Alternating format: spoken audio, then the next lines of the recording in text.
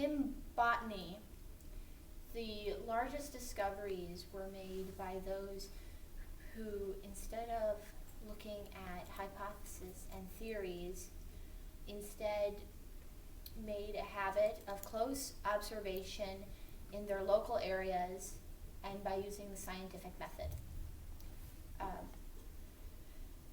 The main authority in Europe during the Middle Ages, for centuries, was Dioscorides, who wrote De Materia Medica in circa 77 AD. But he did not talk about the local plants in every part of Europe because he was only from one area.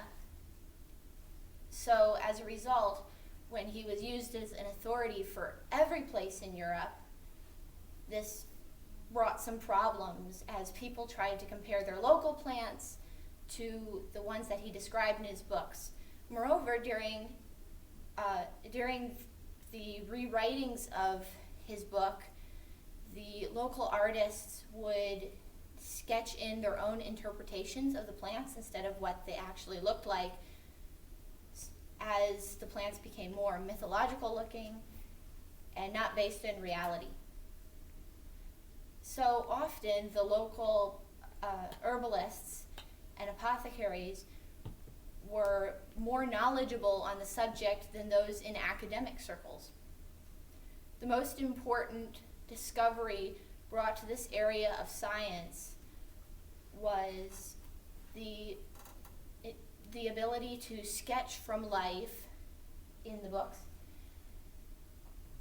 So, for example, when Otto Brunfels, a local physician, wrote the living portraits of plants in 1530, although he used some plant descriptions not based from real life, his artist took a more bold step and actually went to the real plants and sketched them as they actually were instead of with his own additions. And so as a result of the sketches by Hans Wieditz, these herbs were found more easily by the people reading the book. And then further, this invention was improved during the time of the printing press. Especially, one example would be Leonard Fuchs, who lived from 1501 to 1566. His book, De Historia Stirpium, which he wrote in 1542, he used the printing press to write his book. So as a result, when the artists sketched directly from life, they could then etch it into wooden blocks and then dip them in ink and press them onto the paper. And so as a result, every person could get an exact copy of the original plant that was seen. So you could use more accurate medicine on your patients. And then even further, this was made accessible to all people as these were translated out of Latin or Hebrew and Greek as they were in throughout the Middle Ages, and as they were translated into the local languages of like English and German.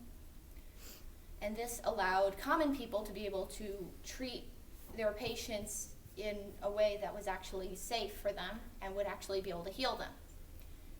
So in this way, the common person, instead of those in academic circles, were actually able to further science even more than those who only stayed inside and read books, by immediately going directly to the source and drawing from life, and by not putting in their own hypothesis, but just taking exactly what nature gave them.